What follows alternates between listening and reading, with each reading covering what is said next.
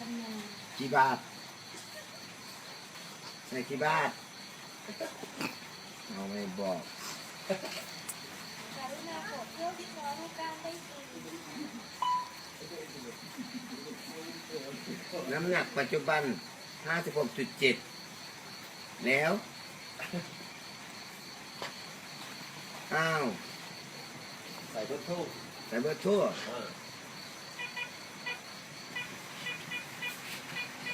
กรุณาตรวจสอบหมายเลขอีกครั้ง ถูกต้องแล้ว กรุณาเลือกเพศ ชิยะละมันมีผู้ชายกับผู้หญิง อ้าวแล้วคุณเป็นอะไรครับ กระเทยกดทั้งคู่ กรุณาใส่อายุ ชิยะละผมว่าก็เลย37กรุณาใส่ส่วนสูง เอ้าแล้วกูจะรู้เหรอ ผมไม่รู้ส่วนสูงที่นี่เนี่ยมาเนี่ยคือจะถามมึงว่าส่วนสูงกูเนี่ยเท่าไหร่แล้วมึงรู้รหัสแล้ว มึงรู้น้ำหนักแล้วทำไมมึงไม่รู้ส่วนสูงกู เป็นการเสร็จสิ้น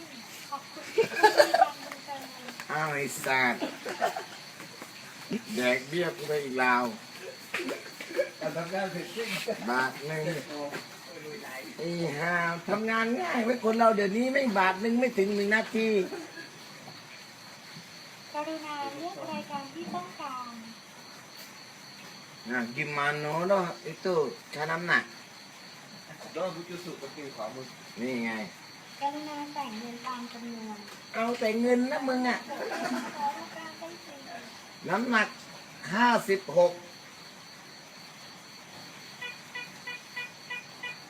กดอะไรขนาด ก นั้น รุณาตรวจสอบหมายเลขอีกครั้ง ถูกต้องแล้ว กรุณาเลือกเพศ กระเทย กรุณาใส่อายุ 87ยืนยัน กรุณาใส่ส่วนสูง กูติงยี่บับว่า รู้เหรอ ไอ้ห่าก็มาถามมึงเสือกมาถามกู165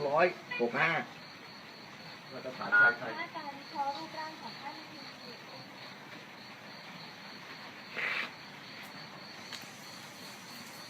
เนี่ยเด็กกูก็รอฟังอยู่มึงบอกว่ารวมการวิเคราะห์รูปร่างของท่านคืออะไร กรุณารอสักครู่